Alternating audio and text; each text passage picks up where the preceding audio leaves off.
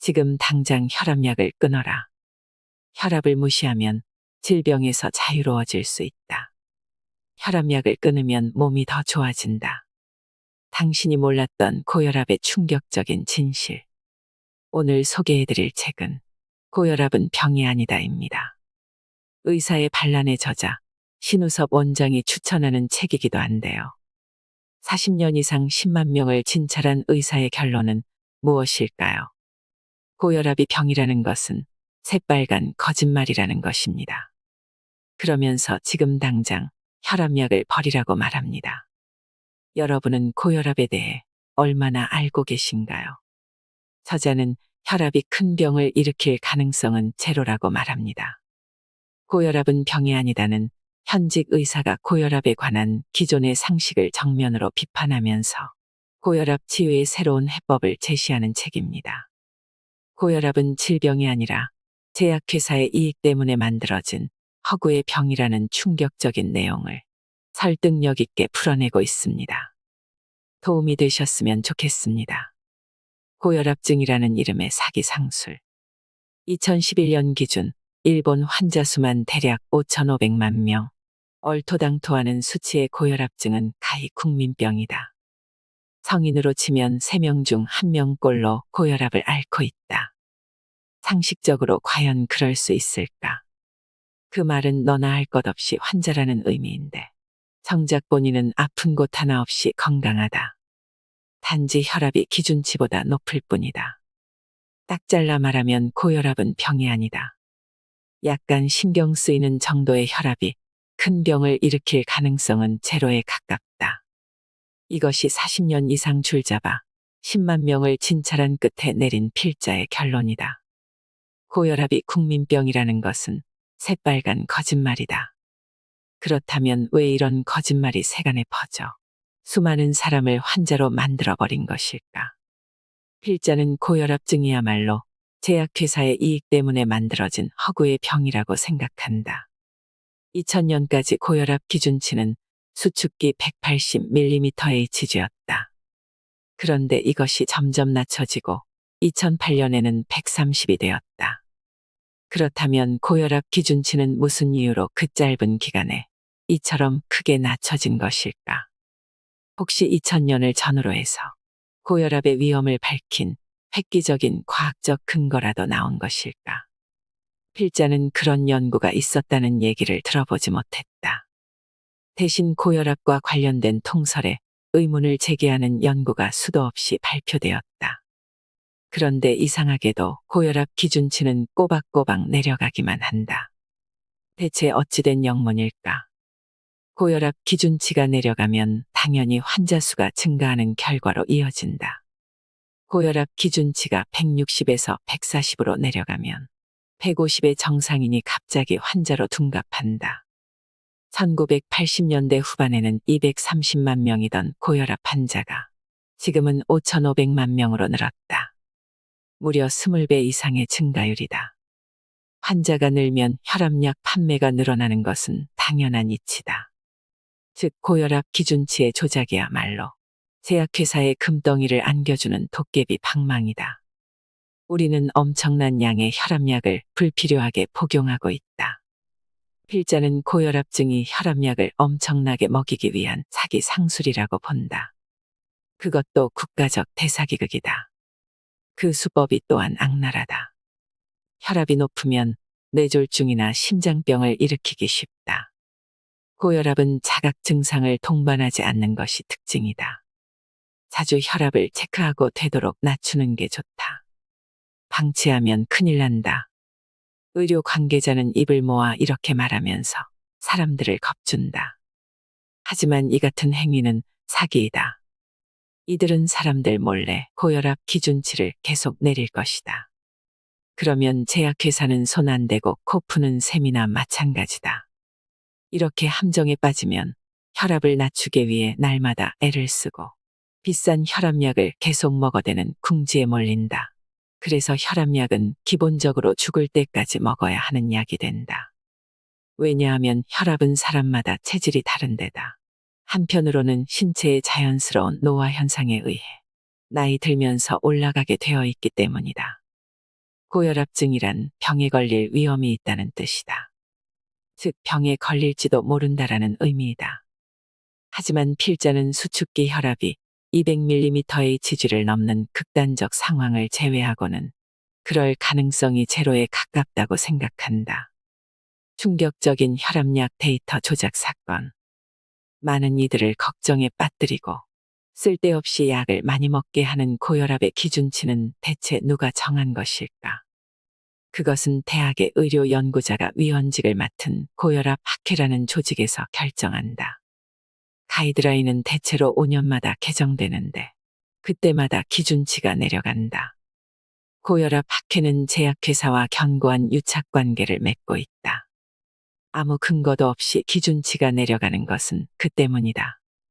혈압약은 위궤양 약이나 진통 소염제를 누르고 의약품 시장 1위를 차지했다. 우리는 엄청난 양의 혈압약을 먹고 있는 셈이다. 혈압약이야말로 제약회사의 아주 매력적인 약이며 약간의 조작만으로도 엄청난 이익을 챙길 수 있는 수단이다. 그의 흥미로운 신문 기사가 있다. 2008년 3월 30일자 전국의 신문에 실린 지침 작성 의사 90%에게 기부금 전달, 제약회사로부터라는 기사다. 고혈압이나 고콜레스테롤 등의 가이드라인을 만든 276명 가운데 87%에 해당하는 240명이 제약회사로부터 기부금을 받은 사실이 드러났다. 제약회사 관계자는 이렇게 말한다. 기부금은 의사와 친분 관계를 유지하기 위한 일종의 인사다. 2004년 고혈압 가이드라인의 경우 위원 9명 전원에게 총 82억 원이라는 거액의 기부금이 전달되었다. 한편 세계보건기구가 기준치를 변경하는 것도 거대 제약회사가 연관되어 있기 때문이라는 말이 나돈다. 기준치를 160에 95에서 140에 90으로 바꾸는 세계보건기구의 가이드라인은 1999년 2월 4일 런던에서 발표되었다. 발표 몇 시간 전에 WHO는 새로운 가이드라인은 WHO와 관계가 없다. WHO의 동의 없이 스폰서인 제약회사가 결정한 것이다라는 내용의 보도자료를 기자들에게 돌렸다. 그런데 다음날 WHO는 이 성명을 취소하고 새로운 기준치를 인정해버렸다. WHO는 예산의 70%를 제약회사의 기부금에 의존한다. 국제적인 소비자단체와 의사그룹이 기준치가 너무 낮게 설정되었다. 근거도 제약회사에서 제시한 단 한 건의 논문이다. 신뢰할 수 없다라는 비난의 서한을 WHO에 보냈다. 이 결정은 일본에도 큰 영향을 미쳐 2천만 명이라는 새로운 고혈압증 환자를 양산했다. 2009년 WHO는 신형 인플루엔자의 유행에 대해 모든 인류가 위협받고 있다며 팬데믹, 즉 전 세계적인 대유행을 선언했지만 실제로는 일반 인플루엔자와 별 차이가 없었다. 이 오보 또한 백신을 판매하는 제약회사와의 유착 때문이라는 말이 나돌고 있다. 사실 WHO도 비린내가 풀풀 나는 조직이다. 우리는 이런 사정에도 주의를 기울일 필요가 있다. 일본의 고혈압 기준치는 현재 130이다. 이 기준치가 120이 될 날도 그리 멀지 않았다. 왜냐하면 미국은 이미 120까지 내려와 있기 때문이다. 이 또한 수상하기 짝이 없다. 미국도 혈압의 가이드라인을 결정하는 위원회가 있다. 그곳의 연구자들은 제약회사로부터 강연료나 기부금, 주식 등을 받고 논쟁을 왜곡하기 때문에 의료 저널리스트로부터 고혈압 마피아라는 소리를 듣는다. 2003년에 기준치가 140에서 120으로 떨어졌을 때 미국의 고혈압 환자 수는 5천만 명이 늘었다고 한다. 예전에 미국에서 3살 이상의 어린이에게 혈압 검사를 해야 한다는 의견이 발표된 적이 있다. 기준치를 마구잡이로 내릴 수는 없으니까 이번에는 연령층을 내리자는 새로운 수법을 만들어낸 것이다. 확실히 땅덩어리가 큰 미국이다 보니 멍청함의 스케일도 다른 면이 있다. 이 발표에 대해 한 연구자가 비아냥거리는 투로 이렇게 말했다. 해도 너무하는군. 아예 탯줄 끊었을 때 혈압을 재지. 뇌경색은 의사가 조장한다. 고혈압은 왜 위험하다고 할까? 첫째, 고혈압은 뇌졸중을 유발한다는 설이 상식처럼 되어 있기 때문이다. 뇌졸중은 분명 생명을 위협하는 무서운 병이다. 하지만 실제로는 의사가 환자를 뇌졸중으로 이끌고 있는 형국이다. 뇌졸중은 암과 심장병에 이어 사망 원인의 세 번째에 해당한다. 그런데 뇌졸중에 세 종류가 있다는 사실은 의외로 알려지지 않았다. 뇌의 혈관이 막히는 뇌경색, 뇌의 혈관이 찢어져서 출혈을 일으키는 뇌일혈, 즉 뇌출혈, 뇌 표면의 혈관에 생긴 혹이 터져서 지주막이라는 수막 아래에 출혈이 발생하는 지주막하 출혈 등 세 개로 나뉜다. 1999년 조사에 따르면 뇌졸중을 일으킨 사람 가운데 뇌경색은 84%, 뇌일혈은 13%, 지주막하 출혈은 3%였다. 뇌졸중 중에서 압도적인 비율을 차지하는 뇌경색은 어떤 병인가?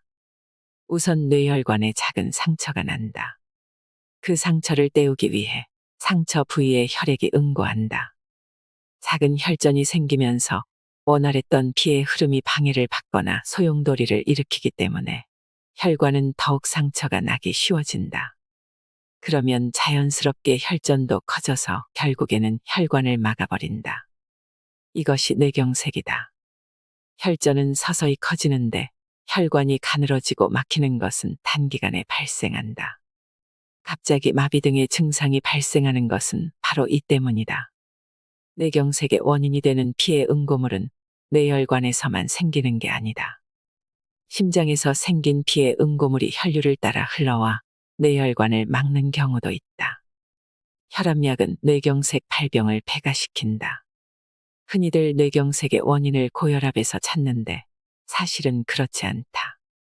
아니 그렇지 않을 뿐만 아니라 오히려 혈압이 낮을 때 발생하는 질환이다. 혈압약은 뇌경색 발병을 배가시킨다. 뇌혈관이 막히면 몸은 사력을 다해 혈류의 강도를 높여 피의 응고물을 흘려보내려 한다. 즉, 혈압을 높여 피의 흐름을 빠르게 함으로써 뇌를 지키려고 하는 것이다. 고혈압 때문에 뇌경색이 발생하는 것이 아니라 뇌경색이 발생했기 때문에 혈압을 높여 낮게 하려는 작용인데 원인과 결과를 완전히 반대로 해석한다. 이때 혈류가 약해져서 피의 응고물을 떠내려 보내지 못하면 바로 뇌경색에 이르는 것이다. 따라서 약으로 혈압을 떨어뜨리는 일은 목숨을 앗아가는 것과 같은 행위다. 뇌경색은 혈압약을 처방한 의사가 만든다고 해도 과언이 아니다. 도카이 대학 의학부 명예교수인 오구시 유이치의 연구에 따르면 혈압약을 먹은 사람은 먹지 않은 사람에 비해 뇌경색 발생률이 2배라고 한다. 오구시 교수는 1999년부터 2007년까지 후쿠시마현에 사는 남녀 4만 명의 건강검진 데이터를 전국의 데이터와 비교한 연구에서 혈압약이 뇌경색을 증가시킨다는 사실을 발견했다. 사실 1950년대까지는 뇌졸중의 약 90%가 뇌일혈이었다. 그런데 시간이 흐르면서 뇌일혈은 줄고 뇌경색이 늘기 시작했다. 1990년대에는 뇌일혈이 10에서 20% 내외로 보합세를 유지한 데 비해 뇌경색은 80에서 90%까지 치솟아 1990년대 중반부터 갑자기 증가했다. 왜 옛날에는 뇌일혈이 이처럼 많았을까? 그것은 당시 일본의 영양 상태가 매우 안 좋았기 때문이다. 영양 상태가 안 좋으니 혈관이 약해져서 높은 혈압을 견뎌낼 수 없었던 것이다. 또 옛날에는 육체적인 스트레스가 셌다. 혈관이 약한 데다 강한 육체 스트레스가 더해지는 바람에 혈관이 쉽게 터져서 뇌일혈이 많았다. 때문에 고혈압 이꼴 뇌졸중으로 쓰러진다라는 이미지가 의사나 국민들 사이에 퍼져나갔다. 지금은 영양이 개선되고 육체노동도 거의 사라져서 뇌졸중에서 뇌일혈이 차지하는 비중은 10에서 20% 수준까지 떨어졌다. 그럼에도 불구하고 고혈압은 곧 뇌졸중이다라는 이미지만은 끈질기게 살아남아 뇌일혈 예방을 위해 몇 천만 명의 사람들이 혈압약을 복용하고 있다. 예방 대상이 30년 전에 멈춰버린 셈이다. 필자는 혈압약은 절대로 안 된다라고 말하는 것이 아니다. 혈압을 낮추면 뇌일혈의 위험을 줄일 수 있다. 그러나 뇌경색을 일으킬 확률 역시 높아진다. 대다수 의료 관계자들은 고혈압은 위험하므로 혈압을 낮춰야 한다라고 입을 모아 말한다. 달리 말하면 혈압을 낮추면 오래 살 수 있다는 얘기가 된다. 하지만 정말 그럴까? 이 물음에 대한 답은 임상 시험을 해보면 된다. 일본에서 딱 한 번 실행된 적이 있다. 후생성이 주도한 사업의 일환으로 1992년부터 70세 이상의 고혈압 환자 2,000명을 추적 조사했는데 1998년에 실험이 중단되었다. 실험 결과 혈압약을 사용한 사람과 사용하지 않은 사람의 사망률에는 별 차이가 없었다. 뇌졸중이나 심근경색의 발병률도 마찬가지였다. 이는 고령자에게 혈압약은 아무 효과가 없음을 뜻한다. 그런데 문제는 암 발생률이 혈압약을 투여한 그룹에서 더 높게 나타났다는 사실이다. 혈압약을 먹으면 암에 걸린다. 혈압약을 먹으면 왜 암 발생률이 높아지는 걸까? 그 이유는 혈압을 낮추는 구조에 있다. 혈압약은 몇 가지 유형이 있는데 여기선 칼슘 기량제에 대해 살펴보겠다. 혈압이란 혈액이 혈관벽을 누르는 힘, 압력을 말한다. 혈액의 양이 같을 경우 혈관이 넓으면 압력은 낮아지고 반대로 혈관이 좁으면 혈압은 높아진다. 혈관벽은 민문이근이라는 근육층으로 이루어져 있다. 그것이 필요에 따라 수축 또는 이완하면서 혈관의 두께를 조절한다. 예를 들어 흥분하거나 긴장하면 아드레날린이 분비된다. 아드레날린은 뇌나 근육의 혈관을 넓히는 작용을 한다. 그곳으로 많은 양의 혈액을 보냄으로써 몸은 싸울 것인지 후퇴할 것인지에 대비한다. 이는 일종의 본능이며 인간이 동물이라는 증거이기도 하다. 반대로 혈관을 수축시키는 대표적인 물질로 담배에 함유된 니코틴을 들 수 있다. 비흡연자가 담배를 피우면 콜록콜록 기침을 하는데 바로 혈관 수축 때문에 일어나는 현상이다. 혈관 수축에는 칼슘이 큰 영향을 미친다. 모든 세포의 표면에는 칼슘이 드나드는 작은 구멍, 즉 칼슘 통로가 있다. 칼슘이 이 구멍을 통과하면 전기적인 변화가 일어나 혈관이 수축된다. 즉 혈압이 오르는 것이다. 칼슘 기량제에는 이 칼슘 통로를 막는 효과가 있어 혈관은 수축하지 못하고 넓어진 채로 있게 된다. 그래서 혈액이 쉽게 흐르는 상태가 되어 혈압이 내려가는 구조다. 예를 들면 늘 정체가 심한 좁은 길을 확장공사로 넓힌 것과 같은 이치다. 즉, 교통량은 변함없지만 도로 폭이 넓어졌기 때문에 흐름이 원활해지는 것이다. 그런데 칼슘 기량제에는 커다란 문제점이 있다. 칼슘 통로는 혈관뿐만 아니라 몸속의 모든 세포에 있다. 따라서 혈압약이 모든 세포의 칼슘 통로를 막아버리면 세포는 제 기능을 다하지 못할 수도 있다. 이 때문에 생기는 가장 큰 폐해는 면역세포가 제대로 작동하지 못하는 일이다. 면역세포는 몸속으로 침투한 바이러스를 제거할 뿐만 아니라 몸속에 생겨난 암이나 암으로 발전할 가능성이 있는 이상세포를 찾아 없애준다. 이처럼 칼슘 기량제는 면역력을 떨어뜨림으로써 정상적인 경우라면 제거될 암의 싹을 방치하는 셈이다. 1993년 이바라키 현해 조사에 따르면 혈압약을 복용한 사람은 복용하지 않은 사람과 비교했을 때 암으로 인한 사망 위험도가 1.14배였고 남성에만 한정할 경우 1.3배나 높다는 결과가 나왔다. 면역력 저하는 암을 증가시킬 뿐만 아니라 기타 다양한 질병까지 발생시킨다. 그러니 혈압약 사용은 될 수 있으면 삼가야 한다. 약으로 혈압을 내렸더니 치매에 걸리더라. 요즘 어머니가 이상해요. 하루 종일 멍하니 있는가 하면 불안한 듯 집안을 왔다 갔다 하고 건망증도 심해졌어요. 나이 들어서 정신이 없는 걸까요? 환자의 그 말에 짚히는 데가 있었다. 혈압약의 부작용 같군요. 약을 써서 무리하게 혈압을 낮추면 뇌로 피가 제대로 공급되지 않습니다. 그러니까 노인들은 혈압약을 복용하면 안 되는 거죠. 만성 지능 저하는 뇌로 피가 잘 전달되지 않는 것이 하나의 원인이다. 따라서 무리하게 혈압을 낮추면 치매 발생 위험이 높아진다. 딸은 필자가 말한 대로 혈압약을 중지시켰다. 그리고 얼마 후에 어머니가 전처럼 건강해졌다며 얼굴 가득 웃음을 띠고 알려주었다. 고령자의 혈관은 일반적으로 동맥경화가 발생하게 되어 있다. 이는 얼굴에 주름이 많아지거나 머리가 휘어지는 것과 같은 노화 현상으로 매우 자연스러운 것이다.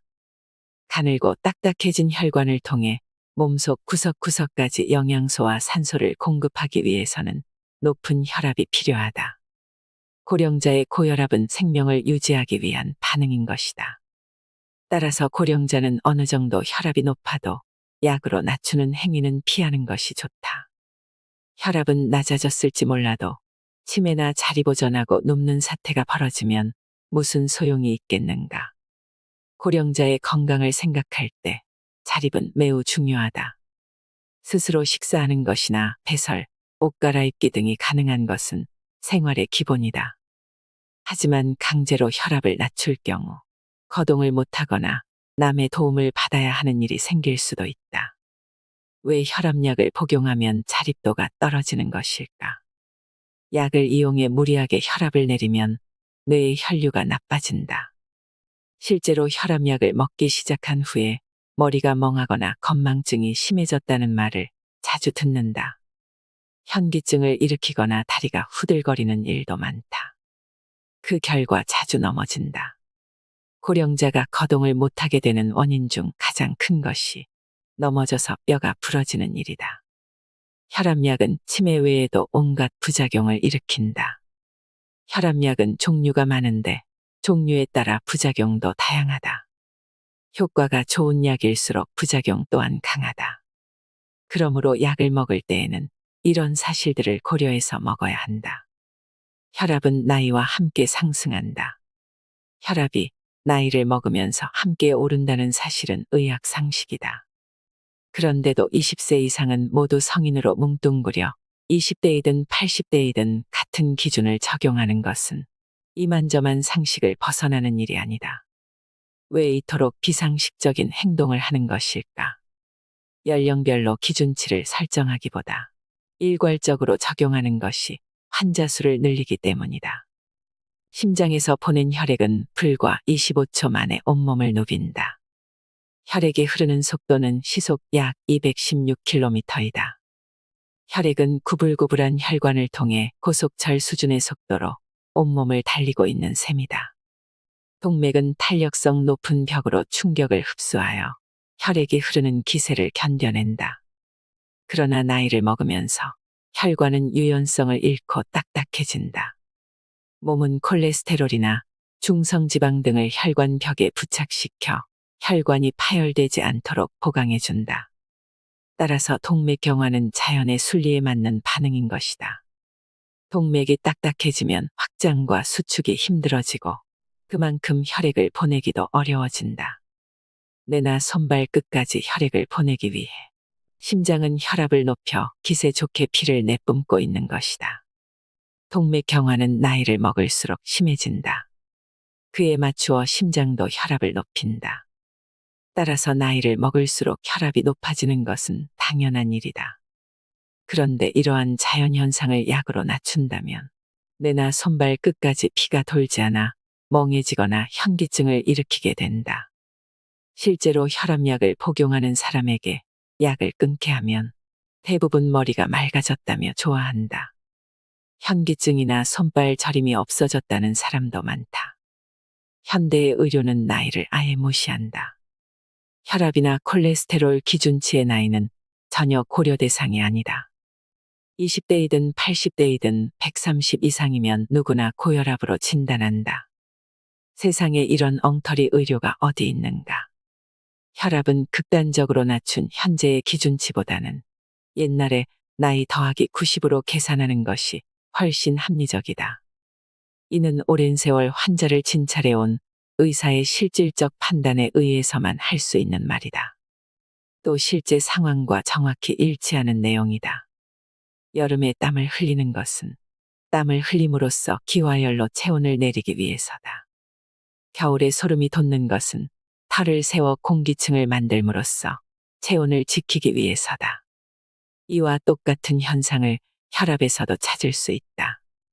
혈압이 높은 사람은 몸속에서 혈압을 높여야만 하는 어떤 일이 일어나고 있는 것이다. 즉, 목숨을 지키기 위해 몸은 스스로 혈압을 높인다. 130은 아무리 생각해도 지나치게 내렸다는 판단이다. 이는 엄청난 수의 건강한 사람까지 고혈압증 환자로 만들어 약을 먹게 한다. 특히 고령자는 160에서 180 사이라도 괜찮다. 나이 들어 딱딱해진 혈관에 피를 돌게 하려면 그 정도의 혈압은 필요하기 때문이다. 사람의 몸은 약 따위가 범접할 수 없는 절묘한 조정 기능을 갖고 있다. 단, 수축기 혈압이 200mmHg를 넘거나 심장에 지병이 있는 경우에 한해서는 약 복용을 부정하지 않는다. 약을 처방하는 것은 의사의 자기 보호술. 머리가 아프다는 환자에게 대부분의 의사는 이렇게 말한다. 두통은 혈압이 높기 때문이지요. 혈압을 낮추면 나을 겁니다. 그러고 혈압약을 처방해 준다. 혈압약을 먹으면 두통은 사라질지 모른다. 하지만 그것은 임시방편에 지나지 않는다. 원칙대로라면 혈압이 올라간 이유를 밝히는 것이 맞다. 많은 사람이 착각하고 있는 것은 혈압이 높아서 머리가 아픈 것이 아니라는 사실이다. 머리가 아픈 것은 머릿속에서 무슨 일이 일어나고 있기 때문이다. 그래서 우리 몸은 혈압을 높여 영양소나 산소를 포함한 혈액을 대량으로 보내 두통을 먹게 하려고 한다. 원인과 결과가 뒤바뀐 것이다. 몸의 반응 중에서 쓸데없는 것은 하나도 없다. 그런데도 혈압이 올라가는 것 자체만을 안 좋은 상태라고 못 박아두고 열심히 약을 처방하고 있다. 2002년 국민영양조사에 따르면 일본의 20세 이상 국민 중에서 혈압약을 복용하는 사람이 남성 21%, 여성이 20%였다. 그런데 2011년 같은 조사에서는 남성 30%, 여성이 25%로 크게 증가했다. 60에서 69세 구역을 보면 남성이 36.3%, 여성은 34.9%이고 70세 이상에선 남성이 55%, 여성이 49%까지 치솟는다. 10년 사이에 혈압약을 복용하는 사람이 늘어난 것은 조금이라도 혈압이 높으면 의사가 바로 약을 처방해주기 때문이다. 기존치는 180에서 160, 140, 130으로 점점 내려갔고 그때마다 1000만 명 단위로 환자가 늘어났다. 혈압 측정 절대로 하지 마라. 필자는 지금까지 누구도 의심하지 않던 혈압은 높으면 안 되고 낮을수록 좋다라는 말이 얼마나 어리석은지 설명했다. 세 항목으로 간단히 정리하면 이렇다. 첫째, 낮추기만 하는 기준치는 완전히 엉터리다. 둘째, 나이를 먹으면서 또는 몸 상태에 따라 혈압이 오르는 것은 몸의 올바른 반응이다. 셋째, 이를 무리하게 약으로 내리면 뇌경색이나 암 등 중대 질환을 일으키기 쉽다. 사교적이면서도 휴일에도 여기저기 돌아다니는 등 가만히 있는 것 자체를 불안해하는 사람은 혈압이 높다. 반대로 집에서 독서를 하거나 TV를 보는 것이 가장 행복한 사람은 대체로 혈압이 낮다. 즉, 혈압은 개성이라는 의미다. 혈압이 높아서 활동적이 되는 건지 아니면 혈압이 낮아서 얌전한 사람이 되는 건지는 알 수 없다. 그것은 달걀이 먼저냐 닭이 먼저냐와 같은 이치이다. 이런 사정을 전혀 고려하지 않은 채 누구나 혈압은 130 미만이어야 한다라고 못 박는 것은 너무 성의 없는 일이다. 우리의 몸은 끊임없이 혈압을 가장 좋은 상태로 조절하고 있다.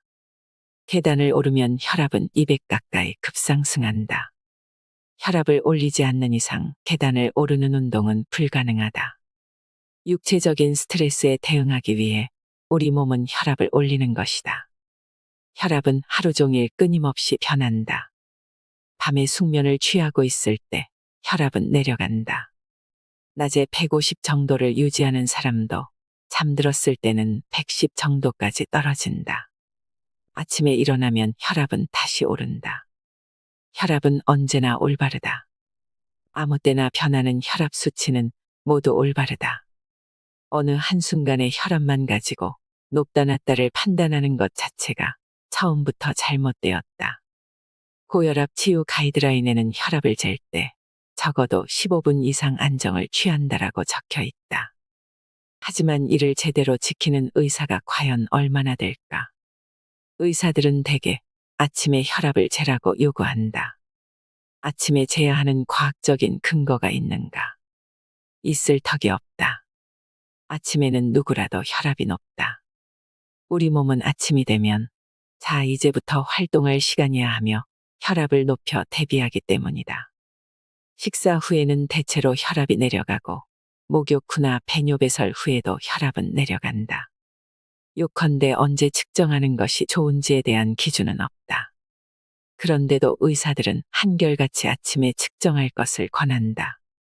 하지만 정작 의사 자신들은 그 이유를 모른다. 이쯤 되면 그것은 단순한 습관이다. 그리고 습관은 과학이 아니다. 도호쿠 대학 교수 등이 40세 이상 남녀 1000명을 대상으로 혈압을 측정해 5년 동안 추적 조사한 결과 저혈압의 사망 위험이 더 높은 것으로 나타났다. 저혈압인 경우에는 뇌나 심장의 혈관이 막히기 쉽다는 결론에 이르렀다. 그런데도 저혈압은 왜 관심을 덜 받는가? 그것은 고혈압에 비해 압도적으로 수가 적기 때문이다. 5천만 명을 넘는 고혈압증에 비해 저혈압 인구는 잠재적 환자를 포함해도 약 1600만 명이다. 게다가 평소에는 중병이 아닌 한 치료나 투약 처방을 하지 않는다. 즉, 제약회사 입장에서 볼 때 저혈압은 입맛에 맞지 않는 음식인 셈이다. 부정적 사고는 만병의 근원. 웃음만큼 면역력을 높여주는 것은 없다. 혈압이 오르지 않게 하려면 평상심이 제일이다.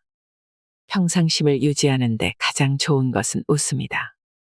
무슨 일이 있어도 웃으면 된다. 억지 웃음이라도 효과가 있다. 치과에서 치아 치료를 받거나 도로가 막혀 꼼짝 못하는 상황이라도 평상심만 유지하면 혈압은 오르지 않는다. 하하하고 억지 웃음이라도 웃으면 혈압은 오르지 않는다. 마음의 동요를 방지하는데 가장 중요한 것 중 하나가 웃음이고 또 다른 하나는 자세이다. 자세만 바로 해도 혈압은 내려간다. 단전에 힘을 모은다라는 말을 들어보았을 것이다. 배꼽 아래 단전에 힘을 주고 허리를 꼿꼿이 세우면서 항문을 조인다. 그리고 상체에 힘을 빼고 어깨를 늘어뜨리며 턱을 당긴다. 평소 좋은 자세를 가지려고 노력하면 스트레스에 강한 몸을 만들 수 있다.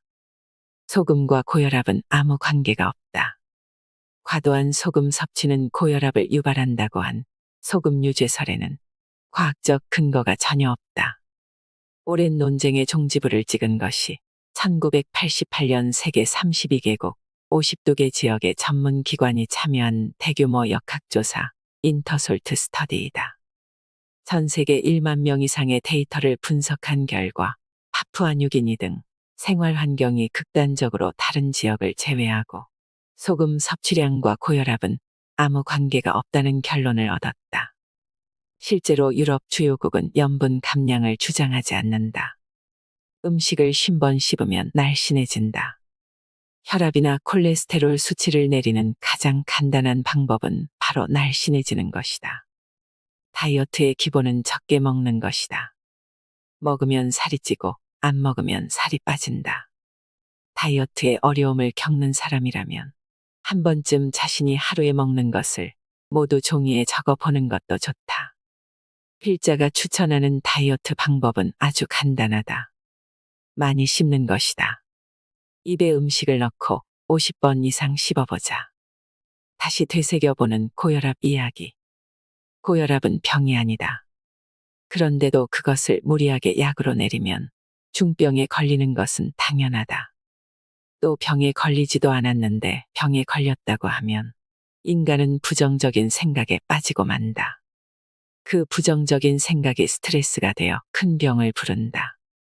사람의 몸은 약하지 않다. 강하다. 게다가 그 어떤 치료나 약보다도 더 현명하게 스스로를 조절한다. 혈압 걱정일랑 깨끗하게 잊어버려라. 약은 꼭 필요한 부위에만 작용하지 않는다. 필요하지 않은 다른 부위에도 다양한 반응을 초래한다. 이것이 바로 부작용이다. 몸의 입장에서 볼 때 약이란 질서를 교란시키는 침입자라고밖에 할 수 없다. 약은 사실 독으로 독을 제압하는 것이다. 우리는 약에 대해 너무나 무방비 상태다. 이는 약을 맹신하는 이들이 생각해 보아야 할 말이다. 따라서 약은 최소 필요량만 사용하고 되도록 자연 치유력에 맡기는 것이 좋다. 나이가 들면 혈압이 올라가는 건 어쩔 수 없는 부분이다. 한국의 60대 성인의 고혈압 환자는 50%이고 70대 이상에서는 65%이다. 친구들 중 둘 중에 하나 혹은 셋 중에 둘은 이미 고혈압이 있다는 이야기이다. 그렇다면 약을 먹지 않고 혈압은 어떻게 관리할까? 생활 습관 관리를 통해 혈압을 관리할 수 있다. 과학적으로 아주 잘 검증된 5가지만 말씀드린다. 첫째로, 무조건 싱겁게 먹는 게 답은 아니다. 소금과 고혈압은 아무 관계가 없다. 소금을 줄이면 몸에서 힘이 빠진다. 그러니 무조건적으로 싱겁게 먹는 것은 몸을 오히려 망치는 일이 될 수 있다. 사람이 필요로 하는 소금의 양은 우리 몸이 제일 잘 안다. 내 몸에 귀를 기울이고 소금도 어느 정도는 섭취해 주어야 한다. 우리는 짠맛의 힘, 소금의 진실에 더 가까이 다가가야 한다. 둘째로, 건강한 식단을 해야 한다. 밥이 주식인 한국 사람의 경우에는 탄수화물을 조금 줄이고 단백질 섭취를 늘리는 게 좋은 방법이 된다. 신선한 채소, 과일은 몸에 좋은 음식인데 딱 하나만 집중적으로 먹기보다는 여러 종류의 채소를 색깔별로 먹는 것이 좋다. 튀김에 들어있는 많은 트랜스 지방을 피하는 것도 좋은 식습관이다. 셋째로, 절주를 해야 한다. 술을 하루 한 잔, 와인 한 잔 마시는 것은 고혈압이나 다른 건강에 좋다는 이야기도 있는데 우리나라 사람들은 보통 술을 시작하면 한 잔에서 끝나지 않는다. 소주 반병 이상은 독약이라고 생각하고 자제하는 게 좋다. 넷째로, 건강한 체중 유지가 필요하다. 체중을 5kg 정도라도 감량하면 여러 가지 성인병 발병을 막아주고 더 건강하고 오래 살게 해준다는 것이 잘 증명되어 있다. 살이 쪄서 비만이 되면 몸에 노폐물이 쌓이고 각종 질병에 걸리기 쉬운 것은 자명한 일이다. 5번째로, 약간 숨이 찰 정도의 운동을 꾸준히 해라. 땀이 날 정도의 중증도 이상의 유산소 운동을 일주일에 150분 이상 하면 혈압이 5에서 8 정도 낮아진다. 내 생활 습관에 따라서 운동 시간을 만들어라. 매일 퇴근길 30분을 빠르게 걸어서 5일 동안 해도 되고 주말에 한 번 몰아서 150분 동안 등산을 하는 방법도 있다. 또한 근력 운동을 하면 추가적인 이득이 있다. 이는 심폐지구력, 근력 향상에도 도움이 되기 때문에 적극 추천한다. 고혈압 약은 과연 죽을 때까지 먹어야 하는 약일까요? 건강한 사람을 환자로 만든 충격적인 혈압약 데이터 조작 사건은 가히 놀라울 만한 일이라고 생각합니다. 이로 인해 이득을 얻는 집단은 누구일까요? 5배나 뛴 혈압약 매출이 그것을 말해주고 있습니다. 인체의 모든 반응에는 반드시 목적이 있습니다. 생명을 지키기 위해 내 몸은 스스로 혈압을 높입니다. 앞뒤가 바뀐 원인과 결과를 우리는 생각해야 합니다. 혈압약보다 웃음이 훨씬 낫다고 하죠. 혈압을 잴 때마다 수치를 걱정하고 혈압약을 먹는 것보다 얼마나 좋은 건가요? 고혈압 기준치가 불과 8년 사이에 50이나 낮춰졌습니다. 수치가 130을 넘었다면 그 사람은 고혈압증으로 분류된다고 합니다. 환자가 되어 의사로부터 혈압약을 처방받게 되는 것입니다. 이러한 상황에 대해 저는 자주 이런 생각을 합니다. 화학조미료는 손쉽게 음식 맛을 낼 수 있는 아주 편리한 재료입니다. 가공식품에는 거의 대부분 화학조미료를 쓴다고 해도 과언이 아닙니다. 옛날에는 화학조미료에 귀이개처럼 생긴 조그만 스푼이 딸려 있었습니다. 이 한 스푼이면 음식 맛이 아주 좋아진답니다. 라는 광고 덕에 화학조미료는 날개도 친 듯 팔려나갔습니다. 간장 설탕과 더불어 가정의 상비조미료 반열에까지 오르는 영광을 얻었습니다. 그런데 얼마 못 가서 조미료 회사는 고민에 빠졌습니다. 용량이 너무 적다 보니 매출이 좀처럼 오르지 않는 것이었습니다. 작은 스푼 하나만 넣으면 충분합니다라고 광고했는데 이제 와서 아무래도 큰 스푼이 낫겠네요. 할 수도 없었습니다. 그렇다면 소비자의 사용량을 늘리기 위해서는 어떻게 해야 했을까요? 고민을 거듭한 끝에 생각해낸 아이디어가 바로 용기를 바꾸는 것이었습니다. 조미료 병뚜껑에 작은 구멍을 뚫어 뿌리는 방식으로 개조했습니다. 이 아이디어로 인해 화학조미료 판매량은 폭발적으로 증가했습니다. 한편으로는 화학조미료를 먹으면 머리가 좋아진다는 황당한 광고를 내보내는 상술도 잊지 않았습니다. 이런 악덕 광고는 우리 또래 세대라면 누구나 기억하고 있을 것입니다. 게다가 그 시절에는 누구나 아무 의심 없이 믿었으니 한심한 노릇입니다. 고혈압은 그냥 두면 위험하다는 말도 이와 다를 바 없습니다. 이 얼마나 허무맹랑한 일인가요? 그 후에도 조미료 제조회사는 뚜껑 구멍을 더 크게 하면 판매량이 더 늘어난다는 꼼수를 생각해내고 실제로 실행에 옮겼습니다. 이 꼼수가 또 먹혀들어 화학조미료는 더 많이 팔렸습니다. 하지만 화학조미료에는 알레르기나 미각 장애를 일으키는 요소가 많아서 이를 지적하는 목소리도 있었습니다. 그러나 이런 의견은 결국 철저한 규명에 이르지 못했습니다. 제약회사 입장에서 볼 때 혈압의 기준치를 낮추는 것은 식료품 회사가 화학조미료의 병뚜껑 구멍을 크게 하는 것과 같은 이치입니다. 병뚜껑 구멍이 커진 것을 사람들은 거의 눈치채지 못했습니다. 고혈압 기준치도 마찬가지입니다. 전에는 수치가 얼마였는데 언제 얼마로 바뀌었는지를 아는 사람이 없었습니다. 건강진단 후에 의사로부터 갑자기 혈압이 높다는 선고를 받으면 그대로 믿어버리는 경우가 대부분입니다. 자신도 모르는 사이에 무언가가 바뀌고 기업은 떼돈을 벌고 결국 그 돈을 국민이 내는 셈입니다. 그러므로 우리는 눈을 더 크게 뜨고 살피면서 목소리를 높여 진실을 밝히라고 요구해야 합니다. 여러분, 고혈압증이라는 이름의 사기상술. 8년 동안 50이나 낮춰진 기준치에 대해 알고 나니 어떤 마음이 드셨나요? 허심탄회하게 이야기 나누면 좋겠습니다. 여러분들의 경험담이 다른 분들에게 큰 도움이 될 것입니다. 이상으로 인생의 품격이었습니다. 하루하루 당신의 품격이 더 빛나길 바랍니다.